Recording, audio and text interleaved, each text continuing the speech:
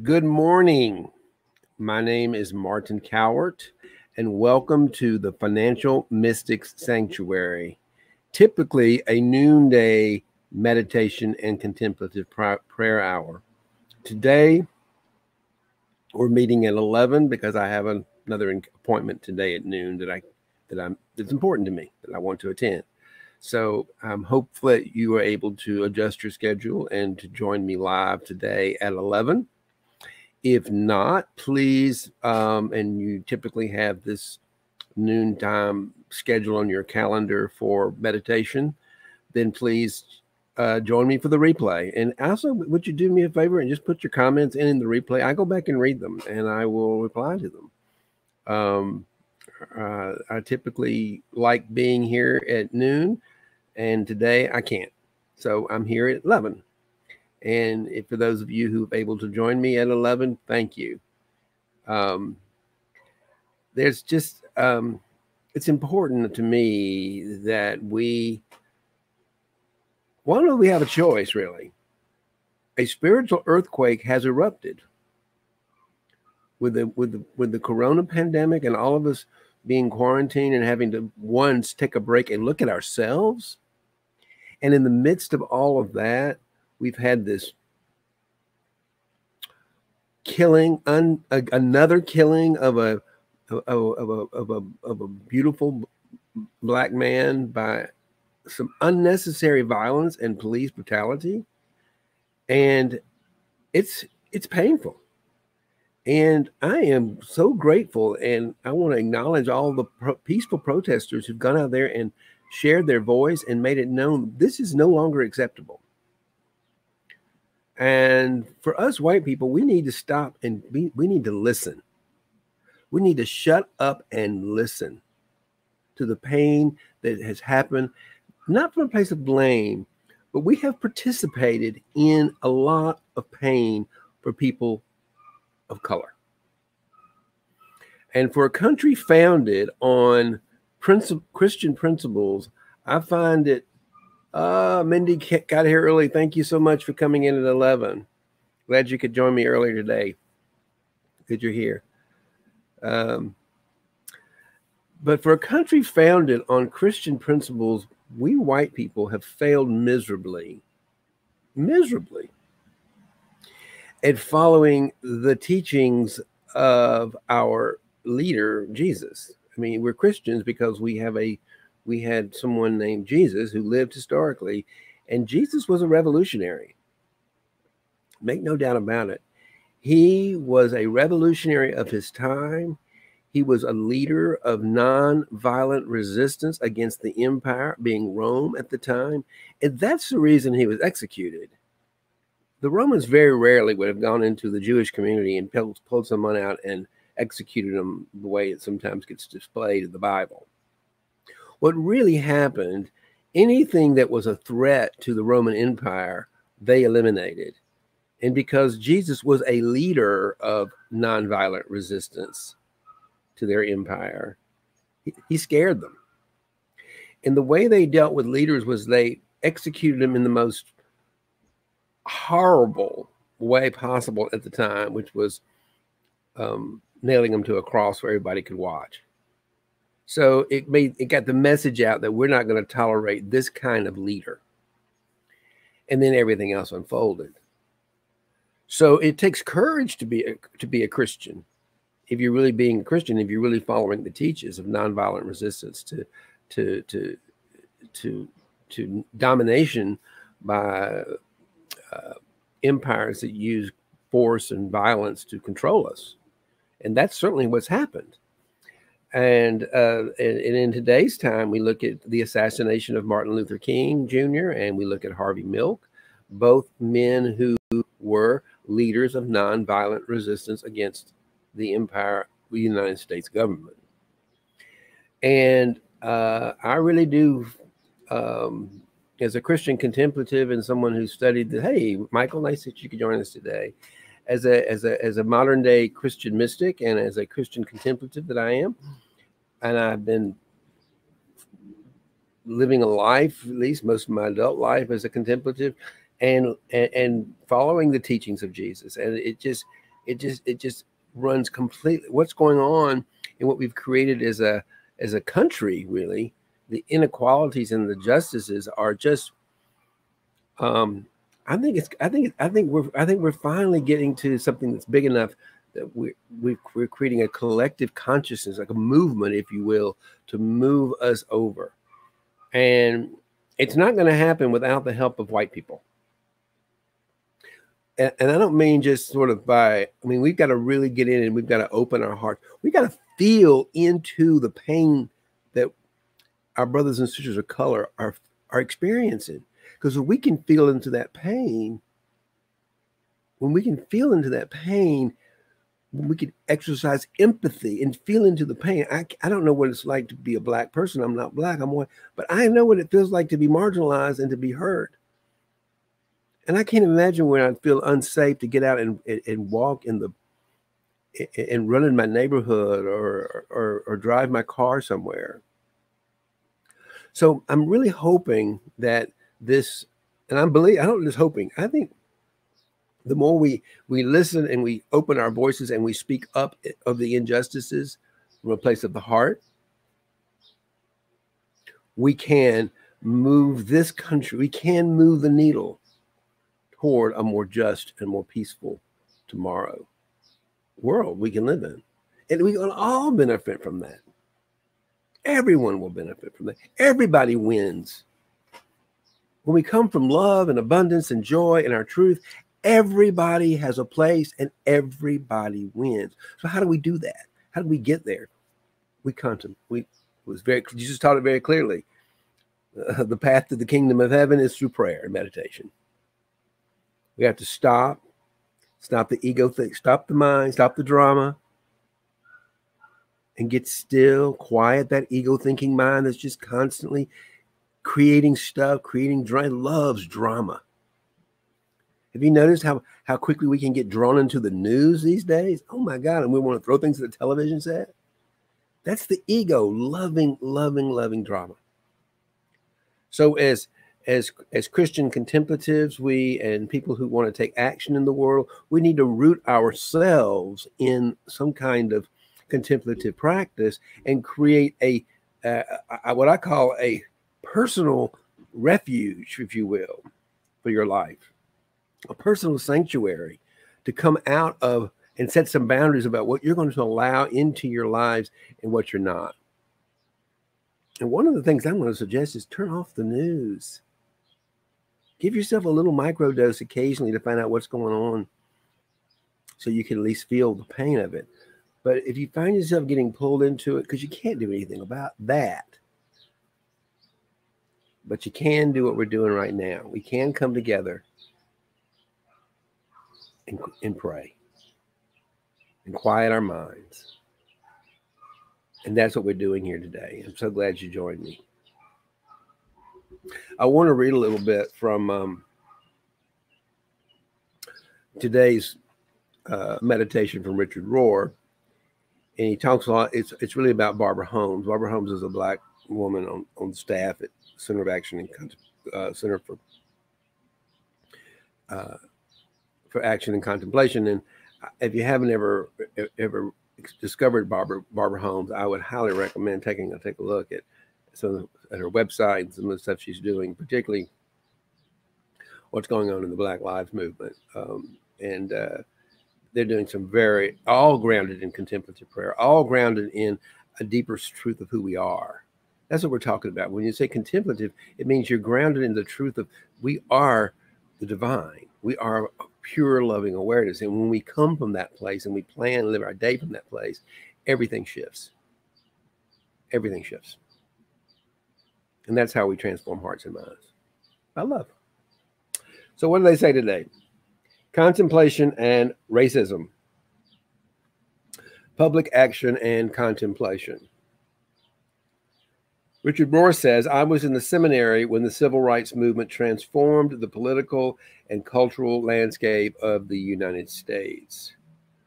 While I was more an observer than an active participant, I witnessed the courage and the faith of activists, not yet realizing that contemplation was often its source.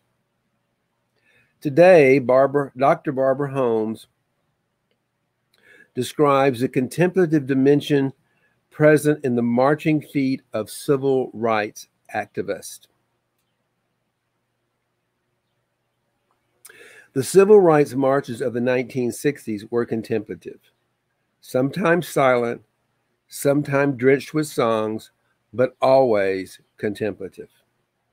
This may mean, within the context of a desperate quest for justice, that while weary feet traversed well-worn streets, hearts leaped into the lap of God. While children were escorted into schools by National Guardsmen, the song "Jesus Loves Me" became an anthem of faith in the face of contradictory evidence. You cannot face German shepherds and fire hoses with your own resources. There must be God and stillness at the very center of your being. We cannot face this crisis alone. We have to bring God, the divine within us, to the center of our attention and our focus and our awareness. That's what she's saying. Like a spiritual earthquake, the resolve of the marchers affirmed the faith of foremothers and forefathers. Each step was a reclamation of the hope unborn. Each marcher embodied the communal affirmation of already not yet sacred spaces. The sacred act of walking together toward justice was usually preceded by a pre-march meeting that began with a prayer service where preaching, singing, and exhortation prepared the people to move toward the hope they all held. This hope was carefully explicated by the leadership as a fulfillment of God's promises. Hello, Darso. Nice to see you today. Glad you could come early. As a consequence, the movement that spilled from the churches to the streets was a ritual enactment of a communal faith journey toward the realm of God.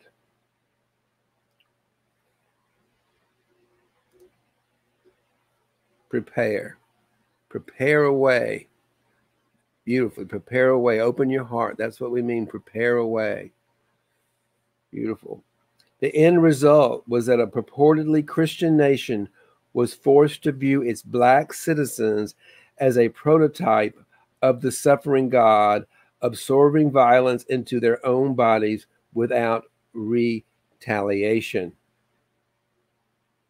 By contrast, stalwart defenders of the old order found themselves before God with fire hoses, whips, and ropes in their hands. The crisis created by contemplative justice seeking guaranteed the eventual end of overt practices of domination. For domination could not withstand the steady gaze of the inner eye of thousands of awakened people. That's the core of what we're talking about as we become a more awakened people. And the beauty of social media is this allows me, to be able to broadcast every day to millions of people this message of trust and hope and an awakened heart. So please, thank you for joining me and share this. It's part of a movement. We're all part of a movement for a world of peace and equality and love.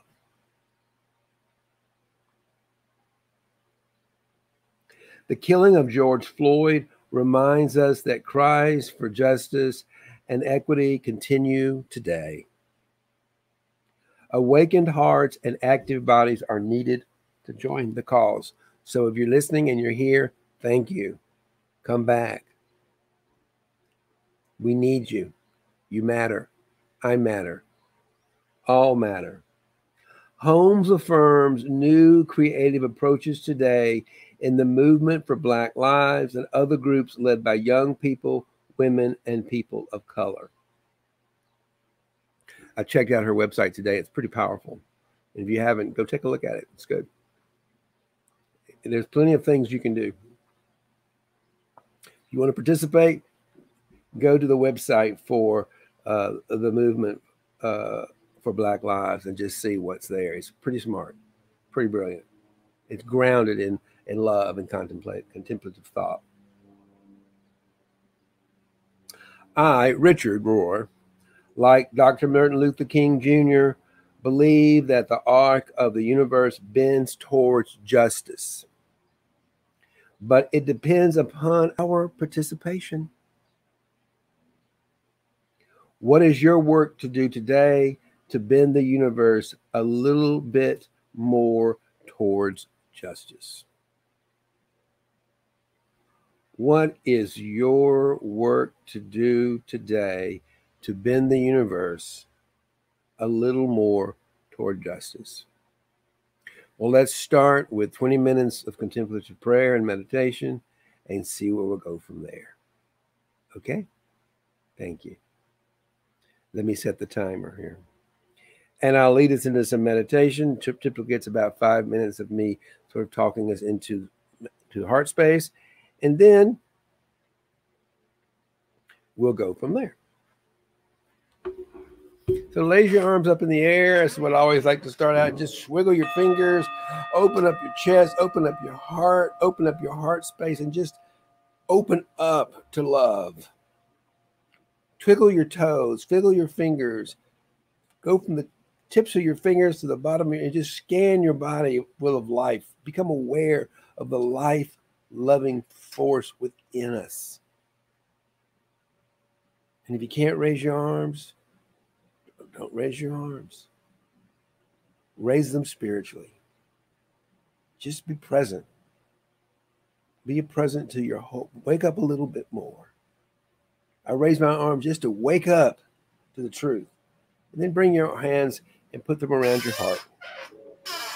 Just feel around your heart space. And breathe. Begin to breathe naturally. Feeling the beat of your heart. Feel the beat of your heart as a reminder of the miracle and the preciousness of your very own life.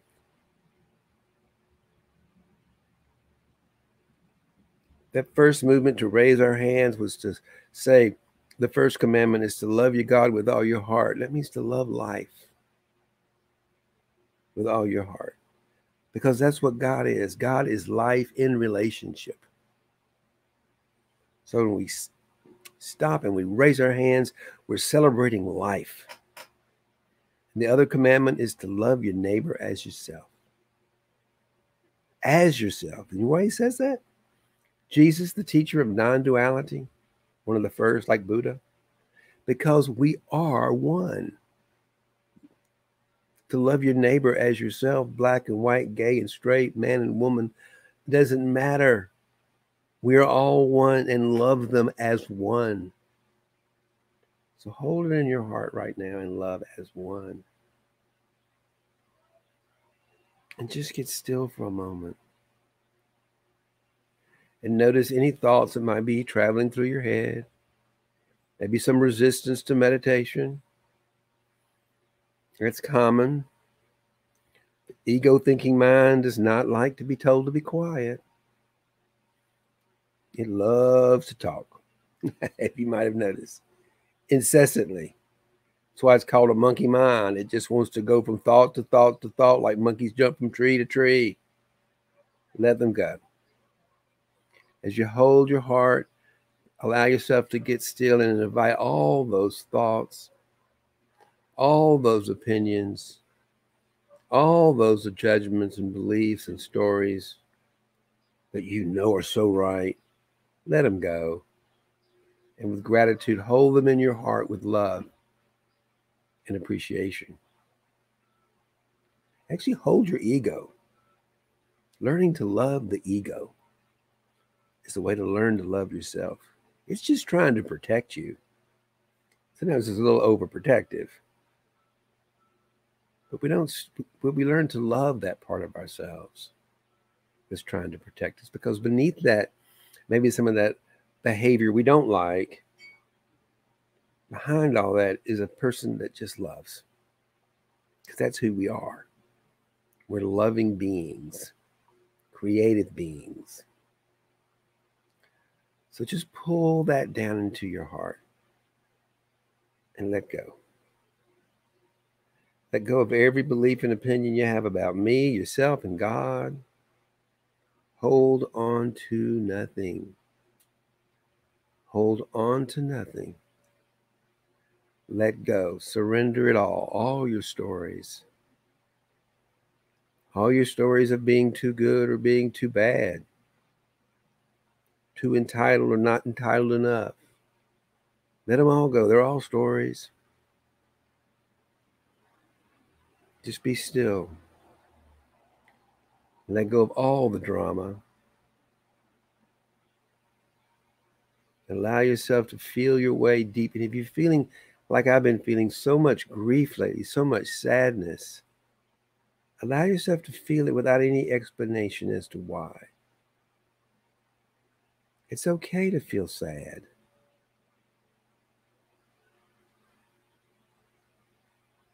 It's okay to feel sad. It is sad. When people are in pain, from love, we feel sadness. It hurts. So let go. Be still and know that I am the divine, not Martin. Be still and know I am the powerful creator of all things, within all things, not me. I am not me. I am not me. I am not me.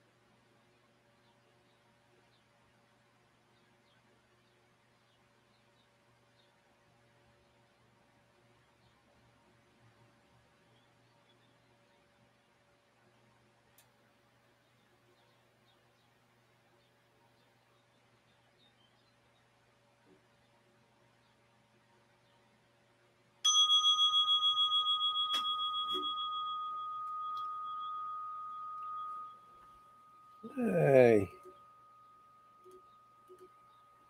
Good morning, Tracy. Thank you for joining us today for our normally noonday meditation and prayer. Prayer today we did it at 11. And so thank you for being here. And if anybody has any comments they'd like to include in the box, please add them. Please put them in the comment section.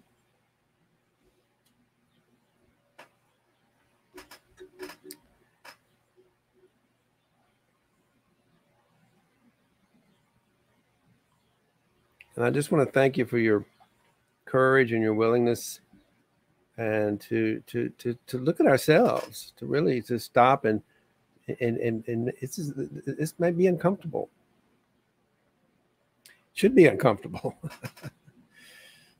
But we have a choice sometimes to be uncomfortable. Some people are uncomfortable without a choice. That's privilege. You might even say it's white privilege. And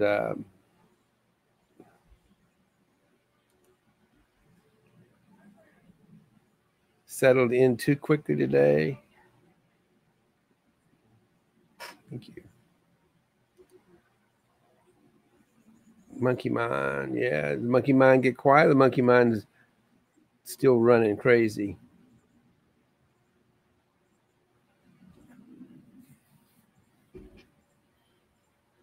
Yeah. Some days it's easier to fall into love and to let go, and some days it's harder. Sometimes the monkey mind just doesn't want to let go of its hold of us. That's why it's called a practice. We have to practice it. We get better at it every day. The more we practice it, the more we practice it, the more we practice it, the easier it is, to the point where we can actually become what's called I call it everyday mystic. That's someone who lives into the, yes, trying to settle down. It's really, once we go from a place of believing and being a part of something to belonging to something, to actually believing we're it. We've got the divine, the living life flowing within us, and that's what mystical is. We live within the mystery of life, without the need to figure it all out and control it. And we create kind of a healthy balance between the egoic mind and the creative aware mind. And so the creative aware mind is the one running the show, driving the bus, I like to say. I wake up in the morning with vultures on my bedpost, and my ego mind thinking it's going to run the day and get my way, and what's it going to do, all that kind of stuff. And I think the first few minutes are very important, because I have to get up and get the keys back to the bus, meaning the creative aware mind has got to get the keys back. It's always got the keys, but the ego thinks it does. And that's what resistance is. It's resisting to the truth. Yes, it's deciding who you're going to feed. Am I going to feed the fear, or am I going to feed the love? Yeah, exactly. Sometimes the fear, deciding who, fear or love, the ego or the heart. Yeah.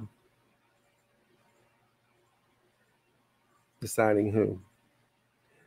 Well, I want to thank all of you. And if you get a chance to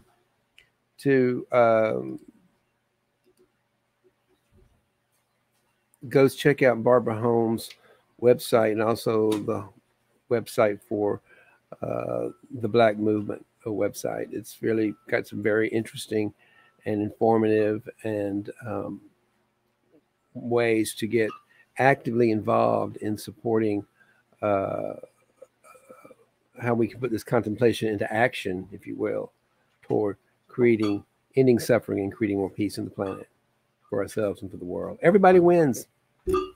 Everybody wins. That's the beauty. Everybody wins. So wake up to the truth.